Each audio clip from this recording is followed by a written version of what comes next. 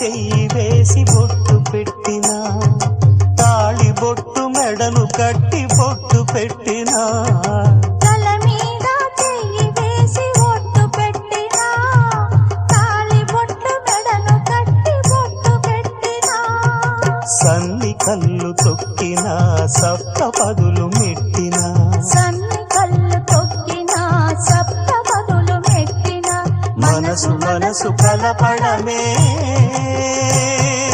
మంత్రం పరమార్థం. శ్రీరస్తు శుభమస్తు, శ్రీరస్తు శుభమస్తు.